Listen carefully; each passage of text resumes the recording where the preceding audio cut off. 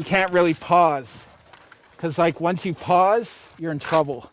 Because you're in that space between legal and illegal.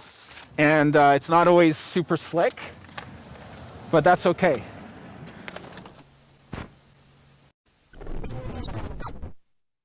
Tonight, I have the privilege of hanging out with Stefan Christoff, who can be found in a lot of different places in Montreal. He's a musician, he's an organizer, a member of many different wings or trenches of the social movement here in Montreal. And in his spare time, which he does not have much because he's currently also studying at university, is he goes and does postering and street art of different kinds. So he's gonna let us tag along with him on one of his little romps around the city. We got like 2 hours and a bit before the curfew. We have some art, but also some posters about different social justice campaigns in the city. So we're on Saint Laurent and Pine. I guess we're gonna get started now. All right, let's do it. Okay. Okay, so I brought out some different prints today, and we're gonna start with one that my friends from Just Seeds made, and it's for Trayvon Martin.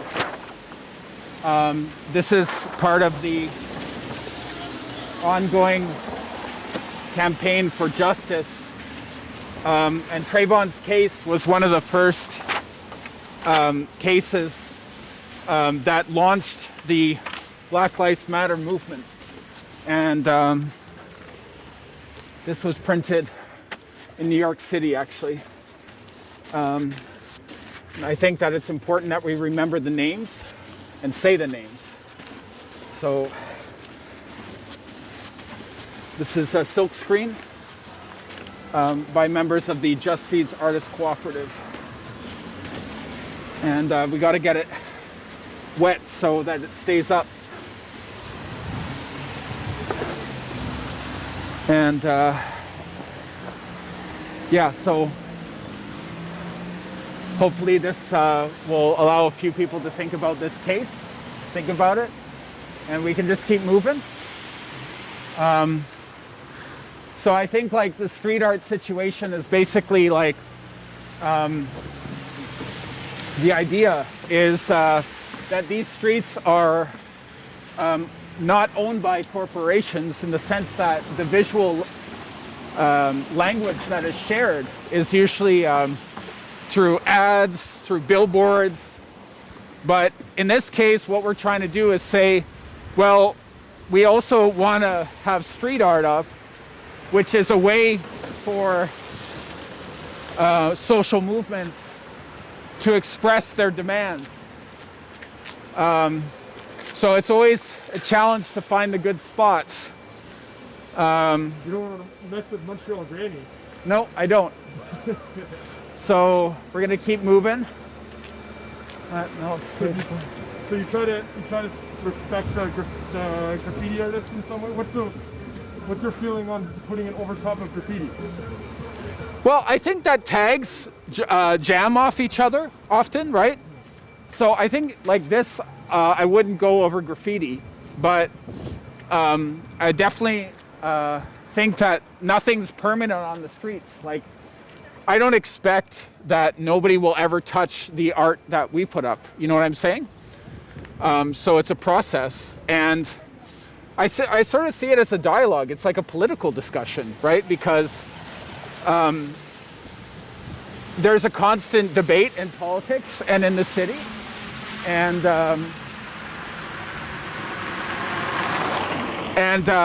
I think that that's reflected through street art. There's a spot here. So right now, I think, you know, the poster that we just put up, which is for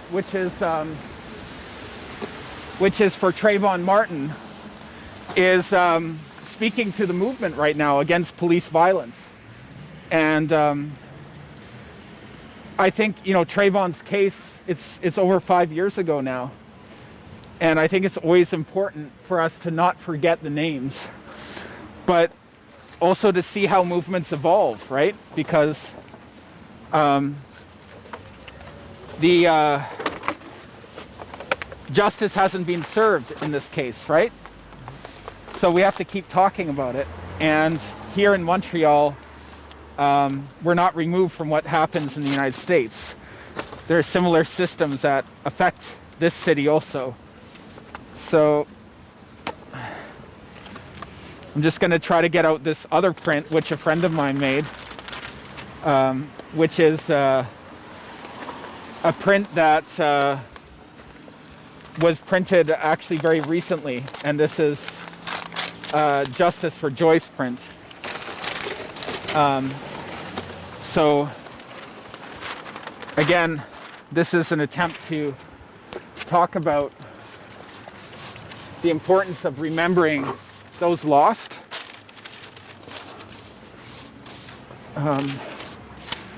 And to talk about how systemic racism leads to death, but also to remember the spirit and the beauty of those who have fallen. And this was made by an artist named Anissa from the Sidetracks Artist Cooperative. And I just think it's a beautiful print to think about and remember Joyce. So we'll leave that one there.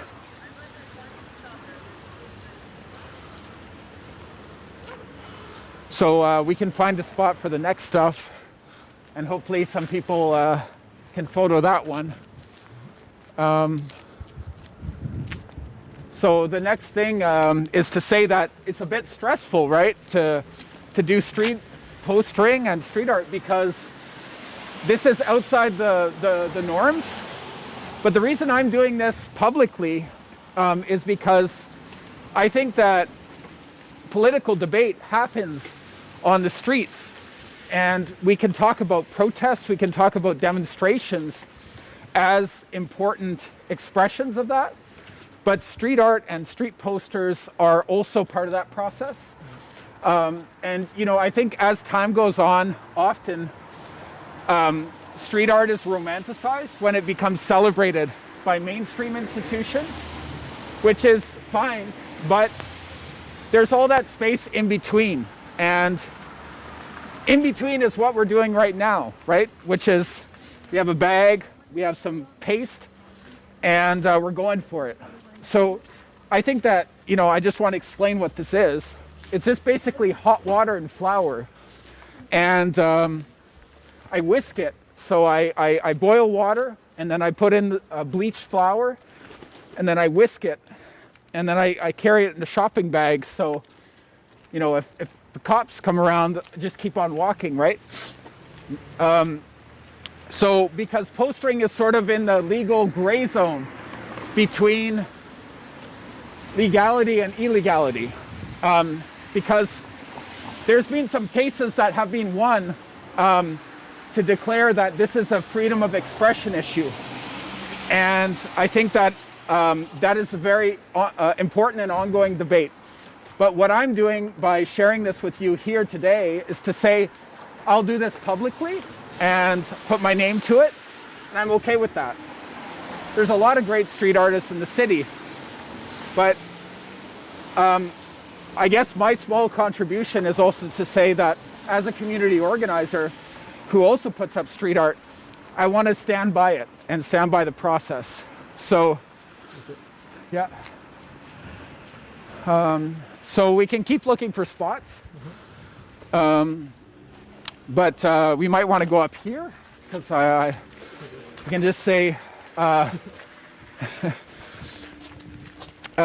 would also say that I'd encourage other people to do street art, because basically, you know, it's just paper and you can print with your friends, or just even go to a print shop. Most street artists, like if you look to New York City, street artists that I knew in my early 20s who really inspired me a lot, like Eric Drucker and Seth Bachman, and people around the visual art of the movement against corporate globalization and for social justice on the local level. We're always using street art as a way to get out the message. And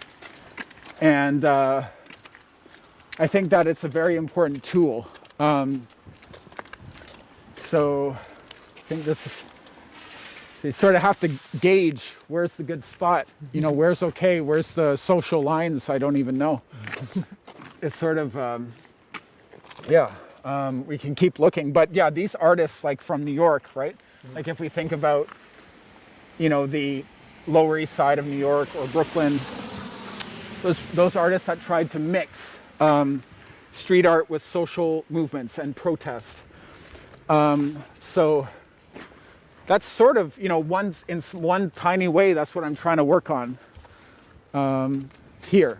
So the next thing I want to put up now today, it says make all CHSLDs public. And I think it's going to go right here. So the idea is that in the context of the pandemic, we have a situation where,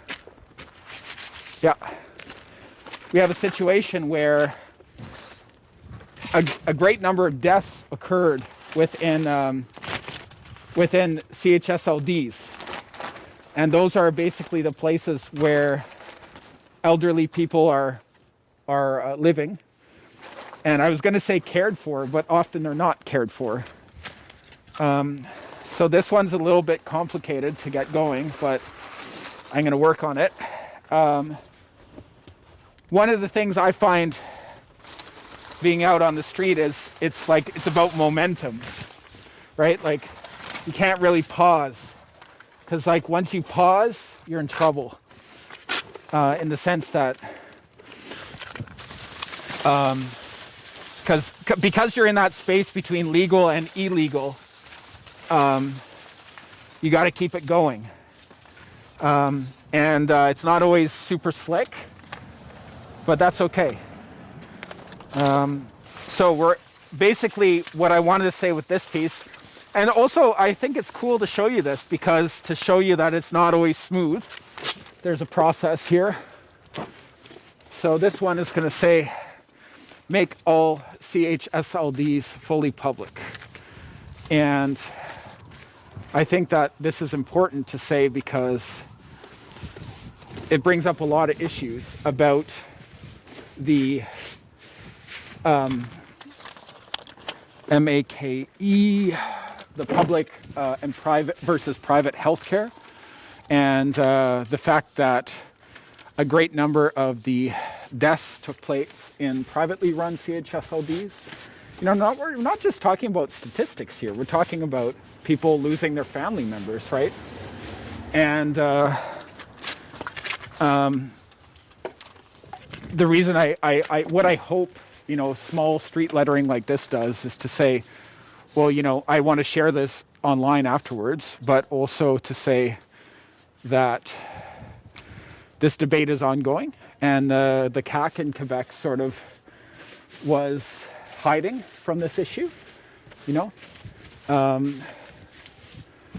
Like when it was in the press, they were saying last spring that they were going to think about ways to make public the CHSLDs, all of them. But they never took any action, right? And so I think it's important that we continue to talk about it. And I hope that it's a little bit dark at night, but it's going to dry. And during the day, you'll see the contrast. Yeah. And I've been making these letterings, which I just cut out with different paper. And then I paste it up. So that's the deal. I worked as a healthcare provider for almost 2 years. I worked in care, end of life care. Actually, I worked in a CHSL, not CHSLD, but I worked in a community clinic. MAKE, and that was a big experience for me. It really changed a lot of things for me. And it really allows, I think, I have some sense of how underpaid healthcare workers are, but also like how essential they are for our society. I mean, I was just doing home care, but in that context, I think I really have a sense of the challenges that LD, that healthcare providers, I also have to spell. So, and being a bit dyslexic, and you got to move fast because, you know, you don't want to. SLD. Yeah, so working as a healthcare provider was meaningful for me, and, you know, I think a very concrete experience rather than just ideas-based, because you're, you know, working in a very intimate way with somebody.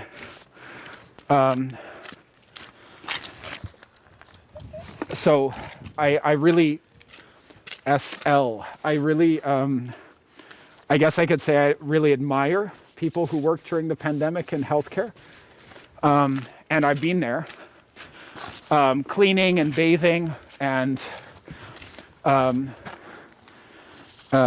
through that process, you know, and caring for somebody in a context that is, you know, not pretty also, you know, like it's very intimate. And I think, you know, often when we think about the sort of invisible work, you know, and that's something that we've heard much more about.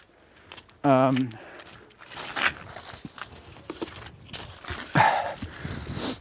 healthcare workers do a lot of that, and they're not really paid properly. Wow. Okay. This is a whole situation. As you can see, the energy is always a little bit frantic because you want to get it done. And it's not always the perfect spot, right? Like it's not always, okay, you know, like the match on this wall isn't perfect, but I think it will look cool in the day. In some ways, the tags make it possible. Yeah, I guess so. Yeah, that's true. The tags were preparing the canvas. Right on, right on. I like that. Right on, right on. Yeah. PU public. Yes. PUB. Okay, we're almost there. These ones are a bit more complicated.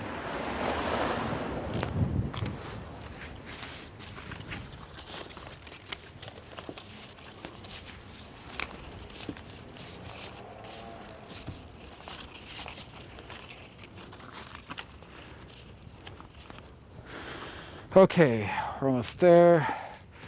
Public. Okay, so I actually used for these ones, I used paper prints that a friend of, they're misprints from my friend Christine from Just Seeds, who gave these to me before she left the city. And I've been using some of the paper to cut out the letters. Okay. Look at the tag beside you.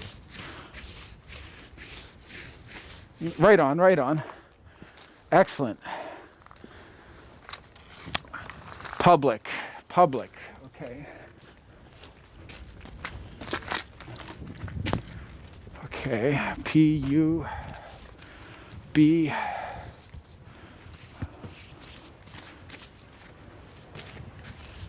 PUB.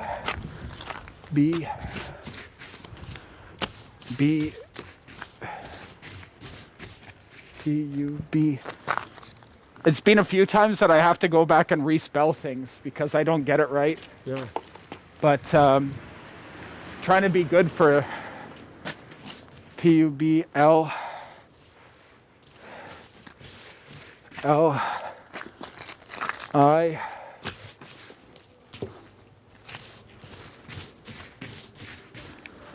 I see Okay. It's hard to read, but we try.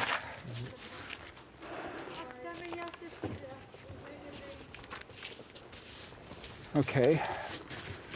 Public.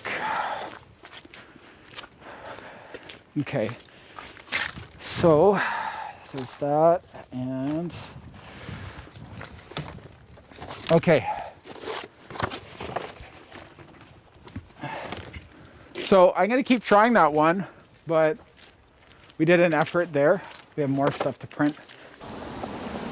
Okay, so these are dinosaurs from my friend. This is a pterodactyl. This is just cool. That's why I wanted to put it up. I like the vibe. So again, during the day it will be more clear, but this is a pterodactyl. Okay.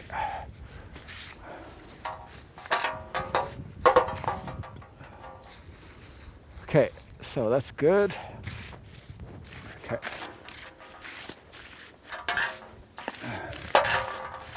Okay, so this is black on black. I hope tomorrow, in the winter it's a bit hard to wheat paste because everything freezes. And I'm using water and flour. So I just have this one last print to put up, which is a silver koi wolf, which I just think is gorgeous. So it's getting snowy, but I think on this, for this print, which my friend from Christine Francis from Just Seeds made, this one I'd like to put up on a bit of a lighter wall, you know, so that it pops a bit. So we can keep maybe walking to find that. Cool. Let's do it. Okay, cool. That's right. Okay, we can walk back this way. Okay. Oh. So yeah, so basically, yeah, I would just say like about street art in the city. You know, people been asking me about this during the pandemic too. And I think, you know, the thing is like you can see the wheat paste is frozen, it's winter. But even as all the art galleries are closed, right? Like I think people have been thinking about the public space and also how we interact with space in the city and the role of art in public space. And, you know, I would build on that and think about the role of messaging in public space. And social media is a great tool, you know, for social movements. Mm-hmm. But I don't think that it is the only tool, right? And, you know, like what we're doing right now, what I think is really interesting is this idea that you usually go with friends and it's very interactive, right? Like also because people will stop you when you're postering to think about, you know, ask you what it's about, to discuss with you, sometimes to debate with you, say like, I don't agree with street art, I don't think it's cool, or what's this all about, you know? And, you know, in the last months, I've been having some debates with people about these issues, you know, even on the streets, because sometimes people say, you know, get out of here. But my position is like, well, I believe in public art and street art specifically. And sometimes I put up stuff that is just an animal.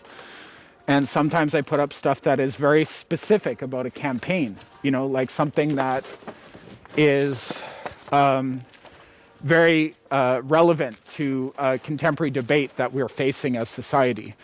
So I think there's space for both those things. But also, you know, I think that navigating the city in a way that's not totally mediated by the market. And, you know, in the pandemic, we've lost some relationship with public space and parks because of all the lockdowns, you know, which I think is challenging for all of us. And for me personally, thinking about, you know, street art, and Jesse, you know, you've been all over the world in different places and understand very well how street art is important in social movements in many places on Earth. I don't think we should cede that space here, you know? And I'm also not totally into this framework of that street space and street art being sanctioned or officialized in this way that makes it sort of sterile, right? Publicly funded street art is fine, but I sort of just do this on a individual level with collaborations, you know. So there's a community that I'm part of that does this practice. But, you know, we don't have an institution. We're not connected to any sort of official arts organization or paid to do this. I do make a point of sharing what I'm doing online. I do take photos and I share it publicly, and I express that I worked on this. But, you know, I do think that, like, if I were to write, like today we were talking about private CHSLDs, right? Which I think is something a lot of us in Quebec are concerned about. I could go on Facebook, which I've done, and write, make all CHSLDs public. So we found another spot here. So this wolf is going to go here. So I could go on social media and write that, you know. But I think, and that's cool, but I think that it's good to say it in a public space through street art. So I hope that this one makes somebody smile. It's pretty cool, you know. This one I find pretty beautiful. The silver ink and the wolf. You got to get it pretty wet because the paper is pretty thick.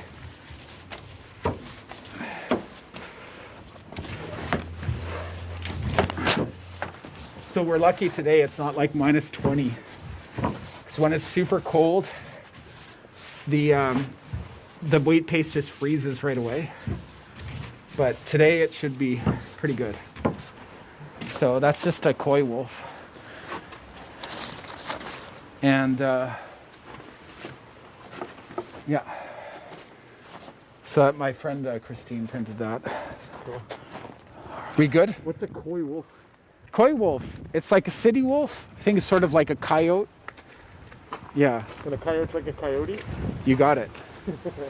Yeah. Wait, should I be worried about them? Do they exist? I think it exists in that street art piece. I looked it up. It's COY wolf. Okay. Well, like a koi wolf, like a sly wolf. Yeah, like something like that. Yeah.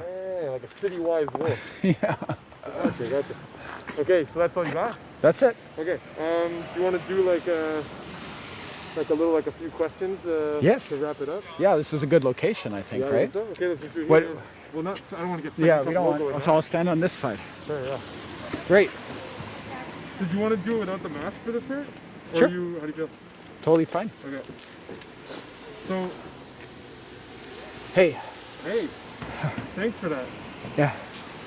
What, so when you said you're in a legal gray area, what did you mean by that? Well, street postering exists in a legal gray area. Like in the Montreal context, you see, for example, a public celebration of street art and murals, which I think is a good thing. But if we're talking about political street art, slogans, you know, today we are putting up a piece to say, make all CHSLDs public. Now, that's a message. Or we put up a poster for the Justice for Joyce campaign to think about the ways that systemic racism in Quebec impacts in a very devastating way Indigenous people, and to say her name and to say Justice for Joyce. But so it's a legal gray area because when it comes to just going and using public space to put up street art, you could be pulled aside by the cops. And the laws around street art have been challenged, but there's still laws on the book. So I'm willing to go through that process, and to think about that publicly. And through that, hopefully create space for other people to engage with street art. I think it's pretty clear that freedom of expression in public space is part of the Quebec Charter and part of the Canadian Charter. But that's not conclusive at this point, legally. So I think that what I'm trying to do is to participate in that legal debate by doing it. And to say, well, I'm going to go out and I'm going to put up posters. I mean, I also put up posters for, events. Like this summer, I put up a lot of posters for the Solidarity Cross Borders Status for All March. Almost 1,000 I put up. Also, like posters for the campaign to support Dollarama warehouse workers. And that's a campaign that basically is about the working conditions of mostly immigrant workers within the Dollarama distribution center. That's just by Metro de la Savane. So a bunch of artists made posters about that, and I put those up. And I put up a series against Law 21, which is the racist law in Quebec that tries to dictate, on the part of the government is trying to dictate, what public servants should and should not wear. That's not acceptable. So I put up all this stuff, and I hope that it's part of supporting these campaigns, but also to think about the role that public space plays in political movements, which we can talk about demonstrations, but we can also talk about street art. So what's the situation with the law now? You said there might be, what's going on with the right to street art? Well, basically, the city is in this process where they've said numerous times, and this is publicly, that they're going to draft a municipal law around public postering, but that has not actually happened. Right now, there's municipal bylaws on the books within boroughs. So say we're in the Plateau borough, there's a public sort of regulation around postering within the borough, but it's not a citywide law. So right now it's in process. That's what I'm trying to say. I want to contribute to that process by continuing to poster and to say that, no, this is something that contributes to the city. It's not a big thing, but it's something, and I think it's an important thing. Always when you go back, if you look at films about Montreal in the 1960s or New York City or other parts of the world, often, if you get a cityscape in that movie, you're going to see, they're going to pan to street art or graffiti or posters or murals, right? So there's this acknowledgement culturally, and I think that can shift across many borderlines globally, that this space and the expression within that space contributes to shaping the culture of a city. Now, why are we criminalizing that? My position is that it shouldn't be criminalized, which is why I do it publicly. Yeah, talk about the amount of city space dedicated towards what corporations want to tell us. Well, yeah, I mean, in a city, right? We don't think critically about the fact that, if you're going into Montreal, if you're going into New York City, if you're going into Philadelphia, whatever, into Detroit, what you see is all these billboards, right? And even in small towns, right? And now they can look unappealing and we can critique the aesthetic design of the billboards, but the point is that that's not questioned, right? So that is the control of space through finance, right? And so it's the financialization of public space. So I want to think about that critically and say, well, no, we don't want access to public space and the expression of messages in public space and signals and signs to be financialized, right? That's why street art is so important, is to challenge that notion, right?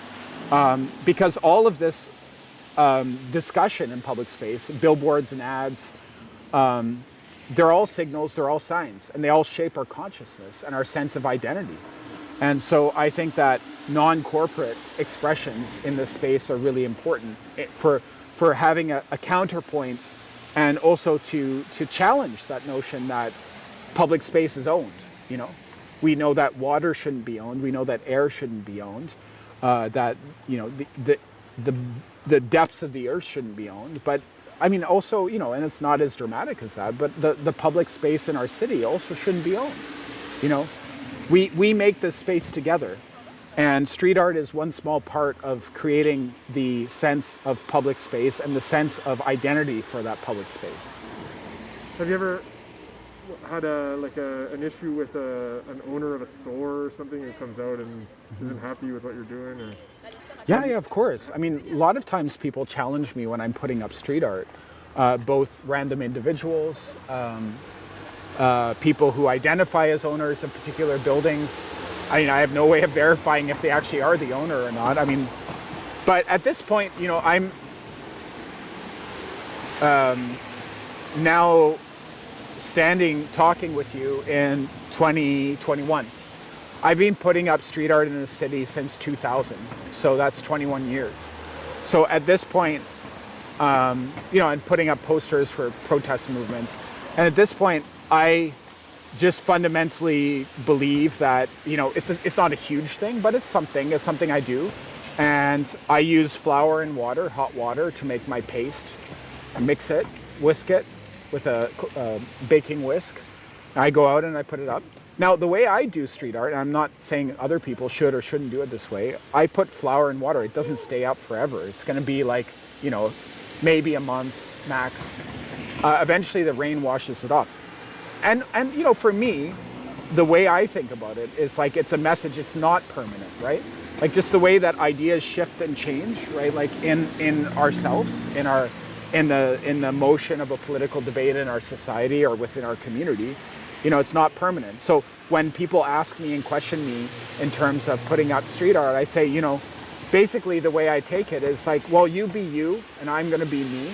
And I'm not really interested in having that confrontation, you know, because I'm pretty busy, actually, and I'm a full-time student. I have 2 part-time jobs. When I go street postering, it's something I do for an hour here and there. I also do it with friends. It's a way also in the pandemic I've connected with people. So yeah, I just think, you know, I'm willing to talk with people if they have questions, but I also believe in what I'm doing. So I'm not going to stop, you know, but I don't feel like sometimes people ask questions, but they don't want any answers. They're just basically trying to claim that what I'm doing is illegitimate. But I do believe that putting up public messaging and putting up street art and putting up slogans and putting up announcements for demonstrations is really important. Not the most important thing, but it's one small element within the ecosystem of social movements. And if I'm watching this and I want to learn how to do weed pasting, where do I learn how to do that? Well, you can just look it up online. It's pretty, just look up how to make wheat paste. But basically what I do, I'll just give you my recipe, and there's a number of different recipes. So I boil water, and I think that one mistake a lot of people make is that they don't boil it. So I boil the water, not just heat it in the kettle, but boil it on the stove. And then I whisk it about 1 part to 6 flour to water, 1 part flour, 6 parts water.